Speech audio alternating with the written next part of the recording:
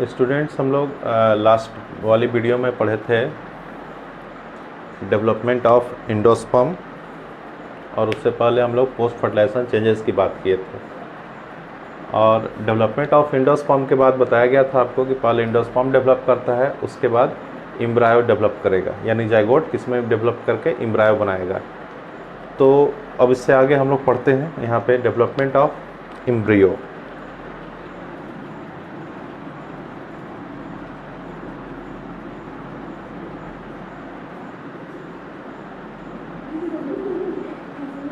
Development of embryo की बात करते हैं यहाँ पे। अब एम्ब्रियो किससे डेवलप करके बनेगा, तो हम लोग पढ़े थे कि एम्ब्रायो सैक के अंदर जाइगोट बना था जो एक सेल और फर्स्ट मेल गैमेट के सिंगेमी का रिजल्ट था। तो ये जो 2n जिसे हम लोग नाम दें यहाँ पे जाइगोट, अब ये जाइगोट ही क्या हो गया, डेवलप करके किसमें, एम्ब्रियो में बनाएगा। तो अब ये कैसे डेवलप करता है, इसी पूरी प्रोसेस को देखेंगे। तो आपको जस्ट पहले से भी आइडिया होगा कि किसी भी चीज़ का डेवलपमेंट कब होगा, जब ये डिवीजन शो करेगा।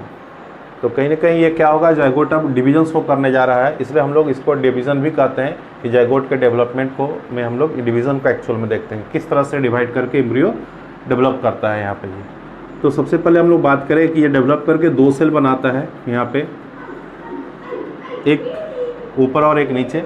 बात करेंगे यहाँ पे, अगर हम लोग इधर माइक्रोपाइल और इधर चलाजा की अगर बात करें तो ये जो नीचे का सेल होगा इसको हम लोग बेसल सेल कह सकते हैं, और ऊपर का जो सेल होगा इसको टर्मिनल सेल कह सकते हैं। ये टर्मिनल सेल और ये बेसल सेल। अब ये दो सेल स्टेज के बाद आगे और भी प्रोसेस चलेगा इसका डिवीज़न का। अब इनमें से जो क्या एम्ब्रियो ये सेल बनाता है या ये सेल बनाता है, तो अब हम लोग यहाँ पे देखेंगे दोनों का पार्टिसिपेशन है। अगर हम लोग बात करें कि जो मैक्सिमम पार्ट बनाने वाला जो सेल है वो है कौन, टर्मिनल सेल। यहाँ पे बेसल से कुछ पार्ट को बनाएगा यहाँ पे। अब ये जब सेल यहाँ पे ट्रांसवर्स डिवीजन करता है, ट्रांसवर्स डिवीजन करने के बाद ये कुछ सेल्स का फॉर्मेशन करेगा, जिसको हम लोग यहाँ पे दिखाते हैं इस ढंग से, ये कि ये ट्रांसवर्स डिवीजन करके ये 6 से लगभग 10 सेल का फॉर्मेशन करता है इस ढंग से।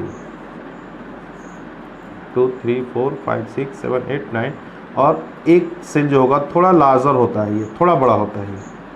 तो इस तरह से ये 6 to 10 सेल का क्या होता है, फॉर्मेशन करता है कौन, बेसल सेल यहाँ पे डिवाइड करके। जबकि इसकी अगर हम लोग बात करें टर्मिनल सेल का यहाँ पे, तो टर्मिनल सेल भी डिवाइड करेगा यहाँ पे, और इस ढंग से ये टर्मिनल सेल डिवाइड करके ये टर्मिनल सेल भी डिवाइड किया और यहाँ पे 4 सेल स्टेज बनाया यहाँ पे ये। तो ये भी डिवाइड किया और ये भी डिवाइड किया, दोनों ही डिवाइड किया यहाँ पे ये। अब ये जो 6 to 10 सेल कितने सेल बनाते हैं, ये 6 से 10 सेल का फॉर्मेशन करता है ये। अब ये 6 to 10 सेल जो बनाता है, इस पूरे का नाम हम लोग यहाँ पे सस्पेंसर बोलते हैं। यानी कहेंगे क्या कि यहाँ पे बेसल सेल क्या बनाया, डिवाइड करके सस्पेंसर सेल का फॉर्मेशन किया। इसी सस्पेंसर सेल में जिसकी संख्या 6 to 10 सेल है, इसमें ये एक लार्जर सेल है ये इसे हम लोग हॉस्टेरिया कहते हैं, हॉस्टोरियल सेल या हॉस्टेरिया भी कहते हैं ये एक। जबकि टर्मिनल सेल जो है ये भी क्या हुआ, यहाँ पे 4 सेल बनाया। इसे हम लोग इस स्ट्रक्चर को जो बना रहा है टर्मिनल सेल डिवाइड करके जो बनाने जा रहा है, इसको हम लोग बोलते हैं प्रो इम्ब्राइनल। अब ये कितने सेल का है, 4 सेल का है, इसलिए इसको क्वाड्रेट स्टेज भी कहते हैं। क्वाड्रेट कहते हैं, 4 सेल का बना है इस वजह से। तो इस तरह से यहाँ पे क्या हो रहा है, एम्ब्रियो का डेवलपमेंट स्टार्ट हो जाता है। यानी कौन सेल कितने सेल क्या बना रहे हैं, इस तरह से हम लोग देखते चलेंगे। अब ये 6 to 10 सेल है, ये 4 सेल है, इसको क्वाड्रेट स्टेज कह रहे हैं। अब ये एक बार और डिवाइड करेगा, जबकि ये डिवाइड अब नहीं करेगा, यानी बेसल से सस्पेंसर को बना करके रुक जाता है, जो 6 to 10 सेल का यहाँ पे नंबर में होगा ये। अब ये जो है टर्मिनल सेल अभी और डिवाइड करेगा। अब ये 4 से कितने सेल बना देंगे, ये 8 सेल, 4 to 8 सेल इस ढंग से ये। और ये सस्पेंसर ये काफ़ी छोटा होता है, इस ढंग से दिखते हैं। और ये एक बड़ा सा दिखाता है ये इस ढंग से। ये अब ये टोटल 8 सेल स्टेज आ गया। ये अभी भी इसका नाम हम लोग प्रो इम्ब्राइनल ही कहेंगे ये, लेकिन ये 8 सेल है इसलिए ऑक्टेट कह सकते हैं इसे। ये ऑक्टेट स्टेज आ गया इसमें। तो ये था यहाँ पे, इसमें से हम लोग इसको फिर से नेमिंग करें। ये सस्पेंसर था जिसमें ये हॉस्टेरियल था। ये पूरा सस्पेंसर कहलाता है। ये जो सेल है जो अटैच होता है किससे कहेंगे, इम्ब्राइनल सेल से, उसको हम लोग यहाँ पे हाइपोफाइसिस भी कहते हैं। ये हाइपोफाइसिस। तो ये क्वाड्रेट जो किसने में आ गया, ये ऑक्टेट स्टेज में आ गया। यानी एक बार फिर से यहाँ पे डिवीजन शो किया ये, और ये कितने में आ गया, ये ऑक्टेट में 4 से 8 सेल। यानी फिर से एक बार कहेंगे माइटोसिस डिवीजन किया यहाँ पे ये। इसके बाद क्या होता है यहाँ पे, पेरिक्लाइनल डिवीजन लेता है ये। पेरिक्लाइनल डिवीजन, पेरिक्लाइनल डिवीजन लेने के बाद अब क्या होगा, ये देखिए इसी का आगे का पिक्चर दिखाते हैं। ये पेरिक्लाइनल डिवीजन के बाद ये ऑक्टेट स्टेज में था ये, और ये इस ढंग से डिवाइड कर गया ये। यानी अब कहेंगे 8 अंदर सेल हो गया, 8 बाहर सेल हो गया। अब ये जो बाहर और ये सस्पेंसर को दिखाते हैं यहाँ पे, ये इस ढंग से ये। अब ये जो बाहर का सेल है इसको ही हम लोग यहाँ पे नेमिंग करते हैं डर्मेटोसेल, जो इपिडर्मिस बनाने जा रहा है। ये क्या बनाता है, ये इपिडर्मिस। अब ये कहेंगे कि यहाँ पे कुछ सेल ऊपर है, कुछ सेल नीचे है। ये हाइपोफाइसिस था, ये हॉस्टेरियल। अब यहाँ पे हम लोग देखेंगे कि ये कितना हो गया, ये टोटल 16 सेल कह सकते हैं, क्योंकि 8 ऊपर और 8 नीचे, ये भी कह सकते हैं, या 8 अंदर 8 बाहर कह सकते हैं ये। तो इस ढंग से ये स्टेज जो होता है ये एक राउंड स्ट्रक्चर के रूप में आता है, इसलिए हम लोग इस स्टेज को नाम भी दे सकते हैं, इसे ग्लोबुलर स्टेज कहते हैं। ये ग्लोबुलर स्टेज कहलाता है, ये राउंड टाइप का हो गया। अब हम लोग बात करेंगे कि ये जो ग्लोबुलर स्टेज है ये आगे क्या बनाने जाता है, यानी इसकी फ्यूचर देखेंगे, इसमें कौन सा सेल किस पार्ट को बनाता है यहाँ पे ये। तो इससे अगर आगे की बात करें हम लोग, तो देखिए अभी ये जो हाइपोफाइसिस है ये भी एक बार और डिवाइड करेगा यहाँ पे। तो ये स्टेज जो है हमारे पास है अभी,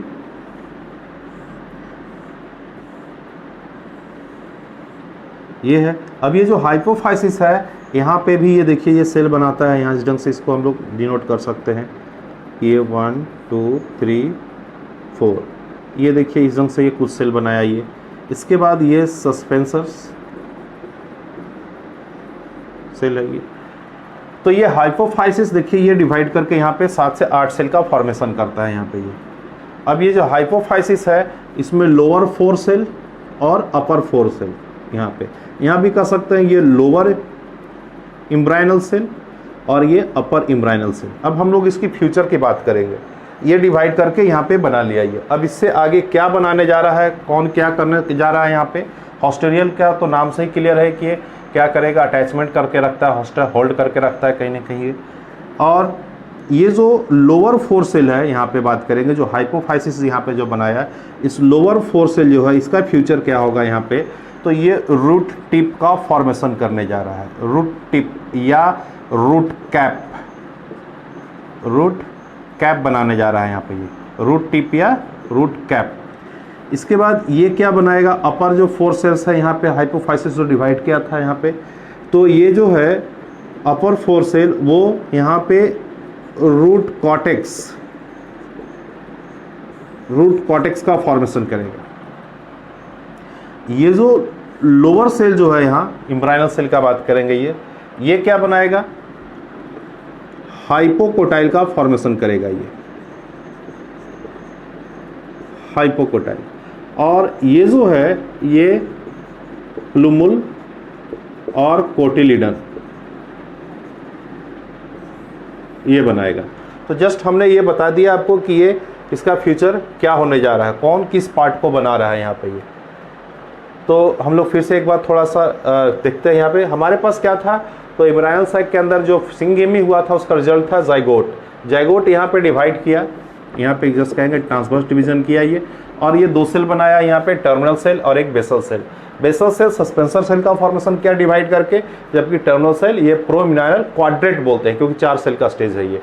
इसके बाद क्या हुआ, ये क्वाड्रेट फिर से डिवाइड किया यहाँ पे और बनाया ये 8 सेल, यानी माइटोसिस डिवीजन लिया यहाँ पे और ये 8 सेल स्टेज में आ गई है। इसके बाद यहाँ पे कुछ सेल का हमने नेमिंग करके कर दिया था। ये नीचे का सेल जो थोड़ा बड़ा हो जाता है, लार्जर होता है, उसको हॉस्टेरियल कहते थे, और जो एम्ब्रायनल सेल से जो अटैच होता है उसे हाइपोफाइसिस कहते थे ये। तो लेकिन ये सारे सेल सस्पेंसर के ही कहलाएंगे ये। इसके बाद फिर क्या हुआ, पेरिक्लाइनल डिवीजन हुआ। अब ये जो ऑक्टेज स्टेज था वो कहीं ना कहीं 16 स्टेज में आ गया, इसको हम लोग ग्लोबुलर स्टेज बोलते हैं ये, जिसमें बाहर वाला क्या बनाएगा, डर्मेटोजेन एपिडर्मिस का फॉर्मेशन करेगा ये। अभी जो हाइपोफाइसिस है देखा गया कि वो भी डिवाइड करके कुछ सेल को बनाते हैं, जो हमने यहाँ पे दिखाया ये। अब इसमें ये लगभग 7 से 8 सेल का फॉर्मेशन करता है, जिसमें लोअर 4 सेल्स रूट टिप का फॉर्मेशन करेगा फ्यूचर में ये आगे जाकर ये, और ये अपर 4 सेल जो हुए वो रूट कॉर्टेक्स का फॉर्मेशन करेगा। जब किसी ग्लोबुलर पार्ट के सेल के लोअर पार्ट की अगर बात करें हम लोग, तो ये हाइपोकोटाइल का फॉर्मेशन करेगा, और अपर वाले जो वो प्लूमुल और कोटिलिडन का फॉर्मेशन करेगा ये। तो ये यहाँ पे हम लोग देख रहे थे क्या, एम्ब्रायनल डेवलपमेंट का स्टेज था ये। तो हमें क्या मिला, यहाँ पे एक स्टेज मिला जिसको हम लोग ग्लोबुलर स्टेज कह रहे हैं। ग्लोबुलर स्टेज के बाद आता है क्या, हॉट शेपेड स्टेज कहते हैं, हॉट स्टेज इसको हम लोग बोलते हैं। तो यहाँ पे अब ये हॉट शेप स्टेज में जाने क्या हो रहा है, स्ट्रक्चर बनने जा रहा है ये। तो हम लोग देखें ये ग्लोबुलर जो शेप जो है ये एम्ब्रायनल का, वो कैसे हॉट शेप में कन्वर्ट करता है, इस बात के करेंगे। तो हम लोग ये अभी हम लोग पास क्लियर है ये कि क्या प्लूमुल और कोटिलिडन बनाने जा रहा है। इससे आगे की बात करते हैं कि ये कैसे हार्ट शेप में कन्वर्ट होता है ये। तो देखेंगे यहाँ पे ये कि ये जो पार्ट है रूट टिप और रूट कैप, ये कुछ इस ढंग से देखिए, ये ऐसे थोड़ा हो जाता है ये इस ढंग से। ये हम लोग बात करते हैं यहाँ पे ये सेल से भरा होगा ये,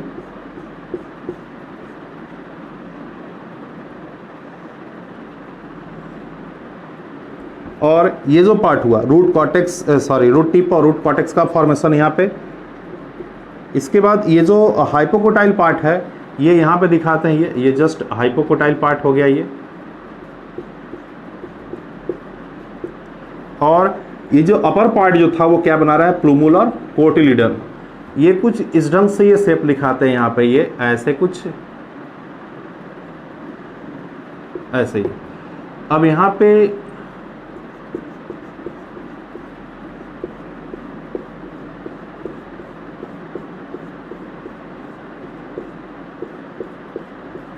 ये पॉइंट दिखाते हैं जस्ट, ये प्लूमुल और ये कोटिलिडन। ये जो एलिवेटेड पार्ट है उसको क्या बोलेंगे यहाँ पे, ये कोटिलिडन, ये इस ढंग से। और इधर ये रूट कैप वाली पार्ट हो गया ये। यहाँ क्या हो गया, ये हाइपोकोटाइल, हाइपोकोटाइल, ये रूट कैप बनेगा ये। तो क्वेश्चन पूछता है कि हाइपोफाइसिस कहीं ना कहीं जो सस्पेंसर का सेल था वो क्या हो गया, एम्ब्रायनल डेवलपमेंट में पार्टिसिपेट कर रहा है, एम्ब्रियो का पार्ट बनाने जा रहा है कौन, हाइपोफाइसिस। देखिए ये रूट कैप बनाने जा रहा है यहाँ पे ये। तो ये स्टेज को ये देखिए बिल्कुल दिख रहा है किसके तरह, ये हार्ट की तरह, इसलिए इसको बोलते हैं heart shape, heart shape stage ये कहलाएगी। इसके बाद अभी और फर्दर हम लोग बोलते हैं कि ये डाइकोट का हम लोग पढ़ रहे हैं एक्चुअल में। ये डेवलपमेंट किसका है, डेवलपमेंट ऑफ एम्ब्रायो अगर किसकी बात करें लिख देते हैं, ये डाइकोट का है ये। तो ये डाइकोट में 2 कोटिलिडन बनता है, तो ये दोनों ही लिविसन क्या है, कोटिलिडन है, इसलिए 2 कोटिलिडन तो अब स्पष्ट हो गया कि यहाँ पे बन रहा है ये। अब ये दोनों कोटिलिडन जो हुआ ये भी और डेवलप करेगा, यानी ये क्या करेगा, यहाँ से ऐसे लेगा। अगर हम लोग दिखाने की कोशिश करें ये, तो ये इस ढंग से ऐसे यहाँ से डेवलप करेगा ये ऐसे ही, और ये भी यहाँ से इसके ऊपर से ऐसा डेवलप करेगा ये। तो यहाँ पे अब स्पष्ट हो रहा है कि ये 2 कोटिलिडन आगे क्या देने जा रहा है ये। तो इससे आगे की पिक्चर हम दिखाते हैं कि अब ये आगे डेवलप करके कैसे बनता है ये।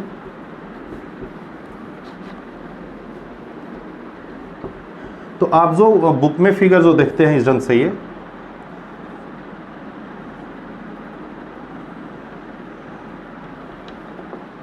कुछ इस ढंग से पिक्चर आपको दिखता है बुक में ये।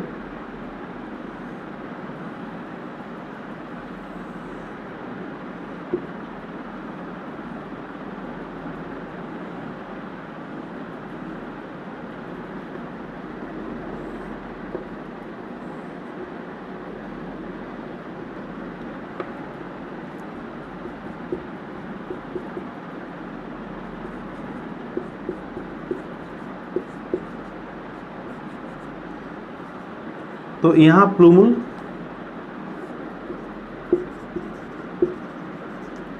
ये हाइपोकोटाइल, ये रूट टिप या रूट कैप, और ये दोनों ही कोटिलीडन हो गई है, ये 2 कोटिलीडन। तो ये स्टेज देखने को मिलता है। तो इस ढंग से ये क्या हो गया यहाँ पे। अब इस जो शेप जो दिखने को मिल रहा है हमें यहाँ पे, ये कुछ ऐसे घुमा हुआ शेप है, इसलिए इस स्टेज को हम लोग हॉर्स शू स्टेज भी कहते हैं। ये हॉर्स शू स्टेज की तरह है बिल्कुल यहाँ पे, ये इसलिए इसे हॉर्स शू स्टेज कहते हैं ये। लेकिन अगर हम लोग पूरा एक्सिस के साथ इसे एक पिक्चर अगर दिखाना चाहे हम लोग यहाँ पे, तो उसे भी देख सकते हैं यहाँ पे। ओवरऑल एक कैसे ये हम लोग यहाँ पे कोटिलीडन के साथ रिप्रेजेंट करते हैं। तो यहाँ से अगर हम लोग इस ढंग से अगर दिखाए ये, तो यहाँ आप जानते हैं कि इसमें रेडिकल और प्लूमुल 2 स्ट्रक्चर होता है। तो ये ऊपर का स्ट्रक्चर होगा ये प्लूमुल, यहाँ क्या होगा ये रेडिकल, इससे ऊपर का स्ट्रक्चर ये हाइपोकोटाइल, और यहाँ ये इपिकोटाइल। ये दोनों कोटिलीडन हुआ,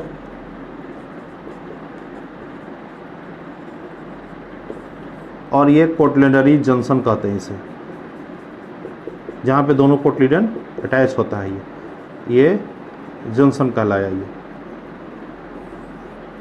तो ये ओवरऑल हम लोग एक्सिस के साथ दिखाते हैं कि ये एक्सिस हो गया, इम्ब्राइनल एक्सिस हो गया, ये दोनों कोटिलीडन हो गए, यहाँ रेडिकल हो गया, हाइपोकोटाइल और प्लूमुल।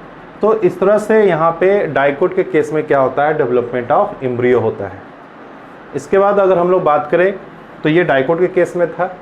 इसी तरह से कुछ किस्में होता है मोनोकॉट के केस में भी होता है। मोनोकॉट के केस में भी लगभग सिमिलर इवेंट होते हैं। डिफरेंसेस क्या हो जाता है, यहाँ 2 कोटिलीडन का फॉर्मेशन होता है और मोनोकॉट में सिंगल कोटिलीडन का फॉर्मेशन होता है। तो अब हम लोग इससे आगे अब बात करेंगे उसी के ऊपर, development of embryo of monocots. तो एक बार देखते हैं उसे, मोनोकॉट में कैसे डेवलप होता है ये। तो हम लोग देखें अब development of embryo of monocot.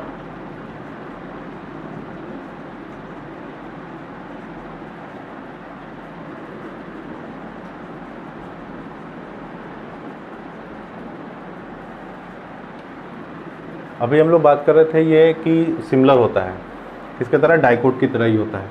यहाँ भी ये 2n ज़ाइगोट। अब ये यहाँ पे डिवाइड करके हम लोग देखे थे। अभी डाइकोट के केस में क्या हो रहा था, ये 2 सेल बनाता था, लेकिन यहाँ पे क्या होगा, ये तो 3 सेल का फॉर्मेशन करेगा। तो इस ढंग से यहाँ पे अगर दिखाए तो ये 3 सेल बनाएगा, यहाँ पे ये डिवीज़न करेगा, और डिवीज़न करके कितने सेल का फॉर्मेशन किया, 3 सेल ये। अब ये इस 3 सेल में नीचे जो है, जैसे ये फिर से अगर हम लोग डिनोट करें तो ये माइक्रोपाइल और ये चलाजाइंड। तो ये जो बेसल होगा नीचे में ही होगा, और टर्मिनल ये होगा। तो ये दोनों सेल तो सिमिलर ही किसके तरह है, डाइकोट की तरह है। लेकिन इसमें एक एक्स्ट्रा सेल जो बना, इसका नाम यहाँ पे मिडिल सेल है। तो यहाँ पे ये 3 सेल का फॉर्मेशन होता है। अब इसके बाद आगे उसमें देखे थे, आगे भी फर्दर डिवीजन करके बनाता था डाइकोट में। यहाँ भी कुछ फर्दर डिवीजन होगा, लेकिन इसमें कौन किस पार्ट को बनाएगा पहले हम लोग देख लेते हैं। बेसल सेल यहाँ डिवाइड नहीं करने जाता है, बेसल सेल डिवाइड नहीं करता है। जो डिवीज़न करता है वो कौन करता है, मिडिल सेल और कौन, टर्मिनल सेल। तो मिडिल सेल डिवाइड करके लगभग मैक्सिमम पार्ट ऑफ एम्ब्रियो को फॉर्मेशन कौन करता है यहाँ पे, मिडिल सेल। अगर हम लोग यहाँ पे लिख दें कि किस किस पार्ट्स को बनाता है ये, तो जैसे अभी हम लोग पढ़े प्लूमुल, इपिकोटाइल, हाइपोकोटाइल,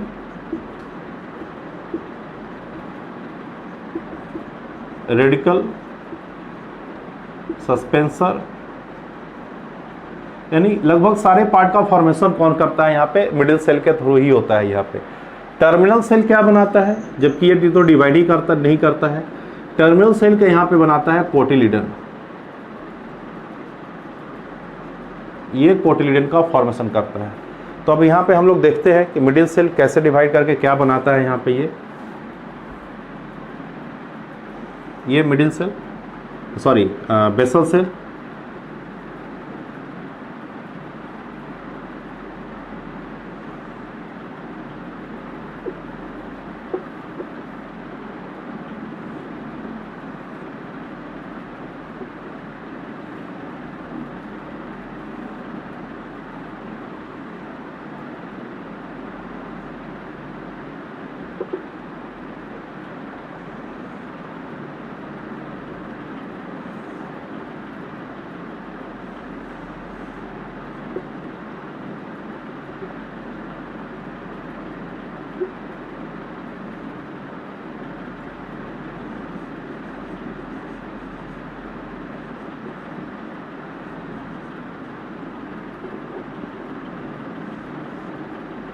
देखिए ये है बेसल सेल जो डिवाइड नहीं किया।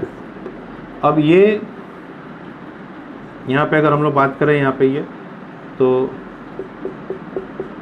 देखिए ये है मिडिल सेल, पूरा का पूरा ये मिडिल सेल डेवलप करके बना रहा है यहाँ पे ये। तो मिडिल सेल यहाँ पे ये इपिकोटाइल और यहाँ ये हाइपोकोटाइल, इसके साथ साथ यहाँ ये सिथ का फॉर्मेशन होता है इस टिप पे, और इधर भी ये टिप पे सिथ का फॉर्मेशन होता है। अब इस सिथ को हम लोग क्या बोलते हैं, यहाँ बोलते हैं कोलियोपेटाइल। आप पढ़े थे अगर मार्फोलॉजी में तो आपको याद होगा कोलियोपेटाइल। और ये है, यानी एक्चुअल में ये प्लूमुल वाली पार्ट है, और ये रेडिकल, और इस सिथ को बोलते हैं यहाँ पे कोलियोराइजा। तो ये पूरा पार्ट जो डेवलप किया वो कौन किया, मिडिल सेल, ये है बेसल सेल। अब ये जो क्या करता है टर्मिनल सेल, वो क्या बनाता है यहाँ पे, कोटिलिडन का फॉर्मेशन करता है। तो यहाँ पे आप दिखा सकते हैं कि इस रंग से ये कोटिलिडन का, ये है कोटिलिडन। तो ये यहाँ पे फॉर्मेशन हुआ कोटिलिडन का ये। तो इस ढंग से अगर हम लोग बात करें यहाँ पे, तो मैक्सिमम पार्ट को कौन बनाने जा रहा है, मिडिल सेल बना रहा है यहाँ पे ये। अब इसी को अगर हम लोग थोड़ा और बेहतर करके अगर देखें, इसमें कुछ पार्ट डिजनरेट करता है, डिजनरेट करके बाद जो फाइनल जो स्ट्रक्चर में देखने को मिलता है, कुछ इस ढंग से हम लोग दिखाते हैं इसे। अब आप बुक्स वगैरह में भी देखते होंगे, कुछ इस ढंग से स्ट्रक्चर होता है ये।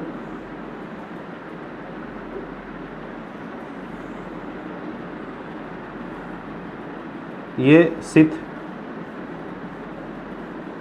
इधर भी ये सिथ, ये कोलियोपेटाइल, और यहाँ कोलियोराइजा,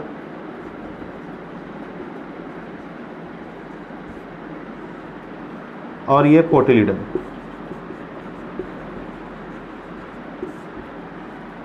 तो इस रंग से हम लोग दिखाते हैं ये कि इसमें डिफरेंस क्या हुआ, वहाँ कोलियोपेटाइल डाइकोट में कोलियोराइजा की तरह कोई सिथ का फॉर्मेशन नहीं हुआ था। यहाँ पे बोलेंगे एक सिंगल कोटिलिडन का फॉर्मेशन हो रहा है, इसलिए क्योंकि मोनोकॉट है, मोनोकॉट हम लोग जानते हैं एक ही कोटिलिडन होता है। तो ये था, यहाँ पे एक सिथ का फॉर्मेशन होता है जिसको कोलियोपेटाइल और कोलियोराइजा कहते हैं। हाँ, इसको ध्यान रखेंगे कि कोलियोपेटाइल प्लूमुल वाले एंड पे होता है और कोलियोराइजा रेडिकल वाले एंड पे होता है ये। और इस कोटिलिडन को हम लोग मोनोकॉट में, जैसे ग्रास जैसे फैमिली है उसमें हम लोग इसको अस्कुटलम भी बोलते हैं, अस्कुटलम भी कहते हैं इसे कोटिलिडन को। अगर हम लोग यहाँ पे थोड़ा मेज के सीट को अगर बात करें, मेज के सीट बुक्स में दिया भी है वहाँ पे, तो मेज के सीट के अंदर अगर हम लोग बात करें तो मेज का सीट कुछ इस ढंग से दिखाते हैं ये।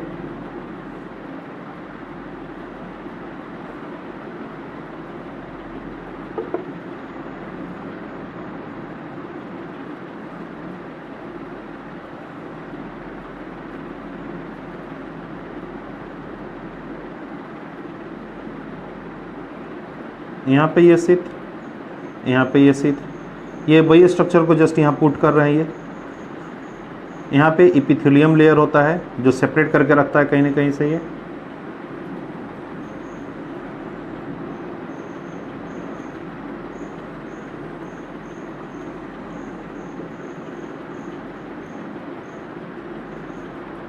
और ये हुआ एलिरोन लेयर।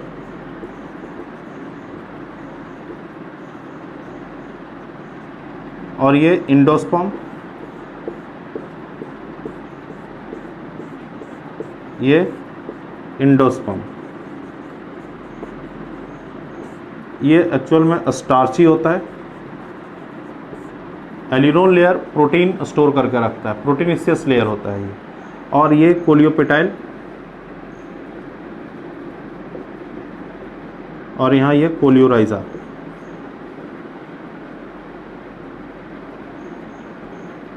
और ये बोलते हैं यहाँ पे स्कुटलम या कोटिलिडन।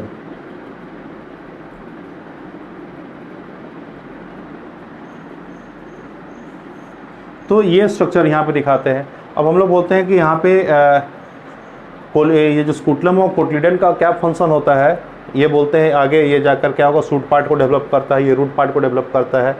और ये जो कोटिलिडन है इसका फंक्शन क्या होता है, तो एक्चुअल में कोटिलिडन न्यूट्रिशियस क्या होता है, सब्सटेंस को स्टोर करके रखता है, जो डेवलपिंग ऑफ एम्ब्रायो में क्या करता है, मदद करता है, यानी सप्लाई करता है। लेकिन यहाँ बहुत ही पतला होता है, थिन होता है मोनोकॉट के केस में कोटिलिडन। यहाँ पे हम लोग बोलते हैं इसके अंदर स्टोर नहीं होता है न्यूट्रिशियस सब्सटेंस, लेकिन फिर भी से कोटिलिडन क्यों कहते हैं यहाँ पे, क्योंकि ये जो है इंडोस्पर्म जब ये स्टार्ट करेगा जर्मिनेशन एम्ब्रियो, तो ये इंडोस्पर्म के थ्रू पहले क्या न्यूट्रिशन आएगा स्कुटलम में यानी कोटिलिडन में, और देन इसे ये सप्लाई करेगा डेवलपमेंट में ये। तो ये यहाँ पे हम लोग देखते हैं इस ढंग से क्या होता है सीड के अंदर, ये कोटिलिडन का रोल देखते हैं यहाँ पे कि क्या रोल है कोटिलिडन का। ऐसा डाइकोट की भी बात करें तो डाइकोट में भी क्या होता है, जो कोटिलिडन होता है उसमें क्या होता है, न्यूट्रिशियस सब्सटेंस होता है जो सप्लाई करता है ड्यूरिंग द एम्ब्रायनल क्या होगा डेवलपमेंट, यानी जर्मिनेशन के थ्रू जब ये सीड जर्मिनेट करता है, एम्ब्रियो की जब एक्टिविटी स्टार्ट होता है उस समय क्या होता है, ये न्यूट्रिशन सप्लाई करने का काम करता है ये। तो इस ढंग से हम लोग बात करें तो ये मोनोकॉट का एम्ब्रियो का डेवलपमेंट था ये।